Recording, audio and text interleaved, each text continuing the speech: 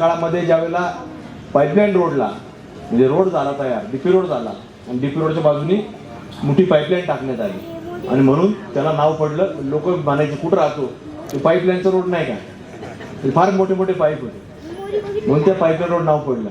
आणि म्हणून जसं तुम्हाला आठवत असेल, तुम्ही ते पाईप पाहिले असते, आता ते खाली खाली गेले, ते वर आले आणि ते पाईप ऑटोमॅटिक खाली गेले. ते पाईप आता कधी काय झालं ते परत काढावं लागते, ते खालून काढावं लागते. त्याला जाऊ द्या, असू द्या, त्याच्यावर आपल्याला फार चर्चा करायची. खाली जे गाडलं त्याच्यावर पाय फार चर्चा करायची नाही. पण जे जमिनीवर आहे त्यावर आपल्याला चर्चा करावं लागते, खडगे काढावं लागते, कुठं काय काम करावं लागतं हे करावंच लागतं. कारण ते वर आहे, ते वर असल्यामुळे काय होतं ते काय आपल्याला आता ठेवून चालणार नाही. त्याच्यामुळे ते काम बाळासाहेब आपल्या सगळ्यांना करायचं. तुमच्याकडे असे सापडून ठेवत दिवशी आपण घेऊ काढून घेऊ. ते आपण पाहतो या शहरामध्ये चांगल्या प्रकारचं विकासात्मक काम मागच्या काही काळामध्ये आपल्या सर्वांच्या कृपा आशीर्वादाने आमच्यासारख्या ज्यावेळेस कार्यकर्त्यांना संधी मिळते तर आम्ही त्या संधीचा उपयोग सर्वसामान्य लोकांना झाला पाहिजे, विकासात्मक काम झालं पाहिजे, या भूमिकेतनं ह्या भावनेतच आम्ही काम करत आहोत.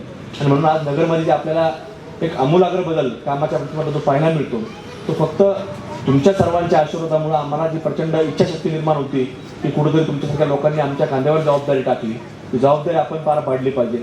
त्याला पूर्ण वेळ म्हणजे 24 तास द्यावा लागतात आणि ते 24 तास देण्याचं काम ते आपल्याला करावं लागतं. मग तुम्ही सांगितलं की बाळासाहेब सकाळी 11ला येतात, संध्याकाळी 5पर्यंत थांबतात. ते फक्त कामाची क्वालिटी, पण नंतर उर्वरित वेळ तुम्हाला सांगतो ते कामातच असतात. महानगरपालिकेत जातील, ते इंजिनियर लोकांशी बोलतील, आमच्याकडे येतील, आम्हाला सांगतील, अजून शासकीय कार्यालय फिरतील. म्हणजे सातत्य ठेवून ते काम केल्यामुळे शेवटपर्यंत काम पूर्ण होत असतं. आणि म्हणून आज आपण पाहिलं की त्यांनी वस्तुस्थिती मांडली. निधी महानगरपालिकेला कुठलाही मिळत नाही. तर आपण जर वृत्तपत्र तुम्ही वाचलं असेल की वर्षानुवर्ष जवळपास 100 कोटीपेक्षा जास्त थकबाकी आहे ते नगरमध्ये आपल्याकडे बरेच लोक भरत नाही. आता तुम्ही लोक आले की आम्हाला फोन करता, जाऊ दे नको भरू, नंतर चालू असतं. हे जरी ते झालं तर महापालिकेला फार उत्पन्नाची साधनं नाही आहे. आता कोण लावूच नाही, भरत नाही म्हणजे लोक जाणे करून भरत नाही, अडचणी असतात. आता मार्च झालं, सगळ्या आमच्याही अडचणी आहेत, काय सांगायचं, पण हे चालू असतं. तर त्याच्यामुळं आम्ही सगळे मंडळी सातत्यानं आम्ही राज्य सरकारकडे गेलो. आजीदादा अर्थमंत्री आहे, आम्ही सगळे अनेक वेळा जातो त्यांच्याकडे, त्यांना जाऊन सांगतो की आमच्या प्रत्येक भागामध्ये अशाची परिस्थिती आहे, नवीन नगरचा विस्तार सातत्याने होतोय आणि मग जुने रस्ते जे झालेले आहेत ते देखील डांबरीकरण होते. पाऊस आला किती चांगला दर्जाचा केला ते खराब होतात आणि खराब झाला की नागरिकांना वाटतं की ते निकृष्ट दर्जाचा झालेला होता. शेवटी प्रत्येक माणसाला 4 विरोधक असतात, ते बोलतात क्वालिटी नव्हती झालेली. आता काय त्याच्या घरात इंजिनियर होता का तो स्वतः इंजिनियर एवढं भारी सांगत असतो. पण ते काय असतं, फक्त याला विरोध करायचा असतो, ज्याला टीका करायची असते ते करणारच आहे, ते कितीही चांगलं करा. त्यामुळं आता बघा एवढं चांगलं काँग्रेस कुत्रे आलेच नाही याच्यावर, तसं येतच असतात त्याचं फार त्याची पाय येत नाही. तिथे कुत्रे आले म्हणजे पाय आले, दुसरा नाही म्हणतो कोणला, ते पाय कसे आहेत त्याचे, एका बिबट्याचे नाही येते, कुत्र्याचे असे. पण तसं हे चालूच असतं, येतच असतं. म्हणून हे सांगायचं तात्पर्य एवढंच आहे की कुठंतरी आपल्याला काम करण्याची शक्ती असते, आपण ते करत राहायचं. आणि म्हणून कुठंतरी हे सगळे जुने रस्ते हे रस्त्यावर रस्ता न करता आपण सगळ्यांनी बसून प्लॅनिंग केलं आणि कुठेतरी जुन्या लोकवस्त्या ज्या असतील, आज जर ह्याच्यावरच कॉन्क्रीट केलं तर तुमचे घरं खाली गेले असते.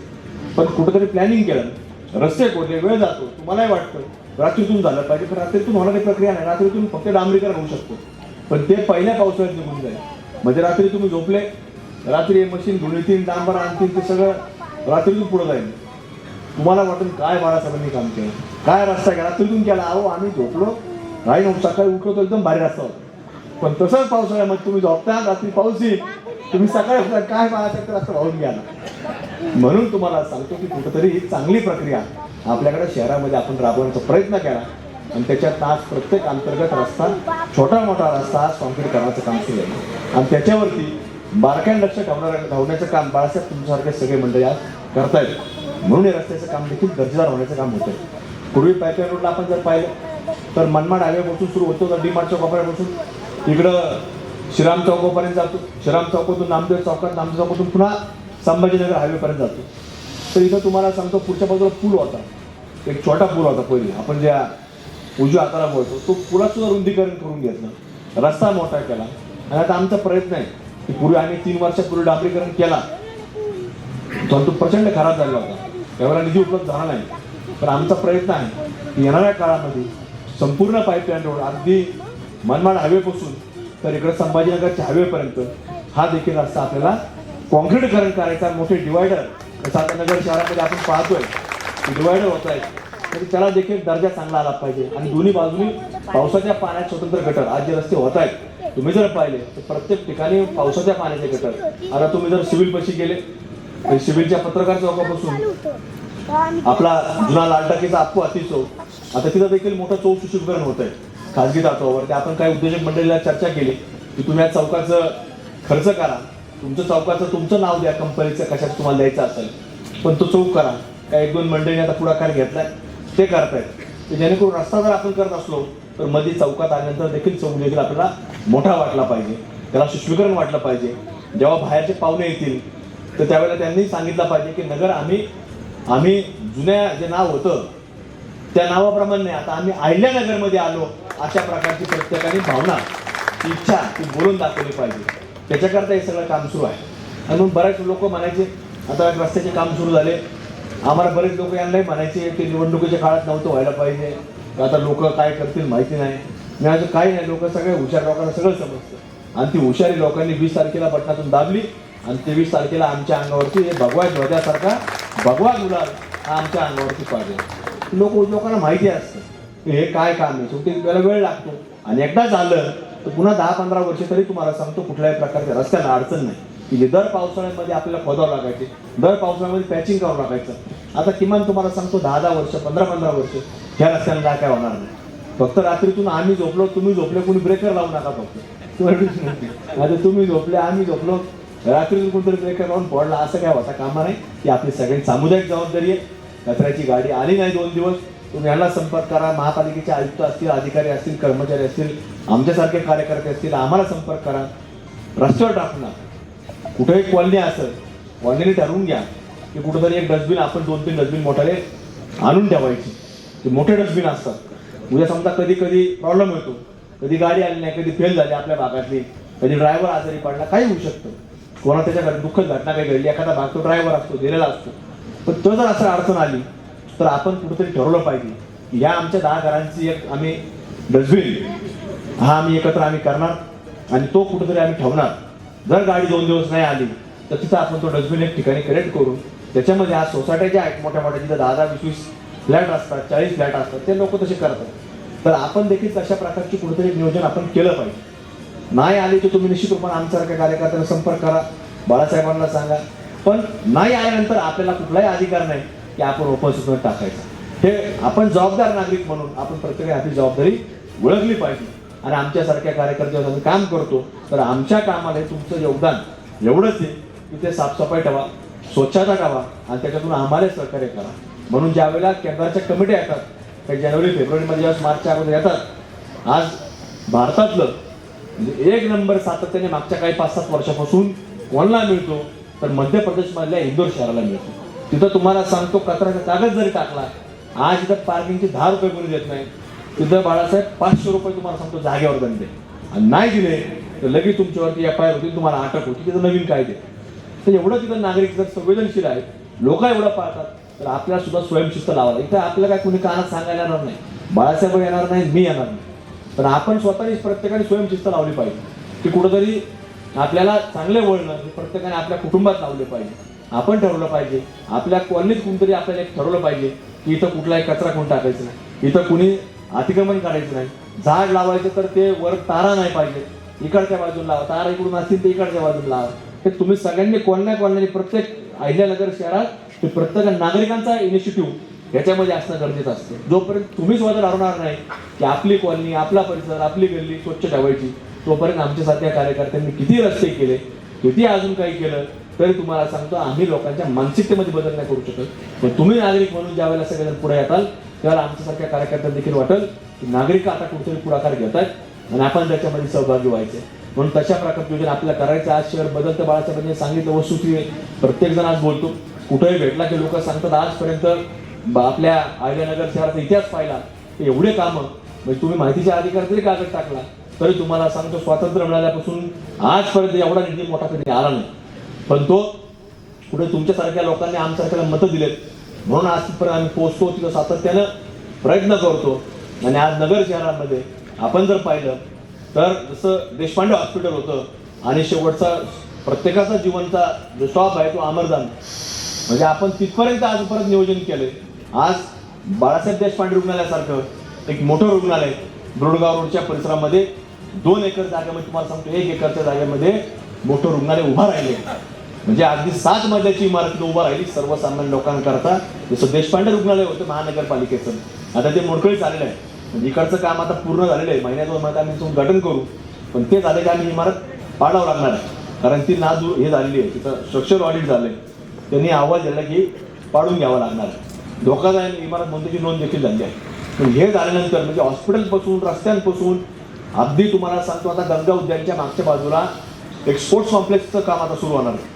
त्याला देखील राज्य सरकार निधी दिलेला आहे. म्हणजे त्याच्यामध्ये जे आउटडोर खेळ आहेत, म्हणजे स्विमिंग पूल असेल किंवा अन्य जे काही खेळ आहेत तिथं होणार आहे. आणि दुसरं स्पोर्ट्स कॉम्प्लेक्स आपल्या सारसनगर भागामध्ये तिथं होतंय, ते देखील जवळपास 4-5 एकर जागेमध्ये तिथं होते. तिथे सगळे इंडोर गेम्स आहेत. मग त्या भागामध्ये इंडोर गेम्स आणि या भागामध्ये आउटडोर गेम्स, म्हणजे अशा प्रकारचं म्हणजे क्रीडा क्षेत्र असेल, रुग्णालय असेल, रस्ते असेल, पाणी असेल, उद्यानं असतील. तुमच्या भागात उद्यान होतंय. परत गंगा उद्यानमध्ये आता म्युझिकल फाउंटनचं काम अंतिम टप्प्यात आहे. म्हणजे तुम्ही आज नगर जिल्ह्याच्या कुठल्याही कानाकोपऱ्यात गेले, म्हणजे अगदी अकोल्यापासून तर कर्जत जामखेडपर्यंत, तर तुम्हाला सांगतो कुठेही जिल्ह्यात म्युझिकल फाउंटन नाही. आपल्याकडे बुडगाव रोडला साईनगरचं उद्यान आहे, तिथं म्युझिकल फाउंटन मागच्या 26 जानेवारीला सुरू झालंय.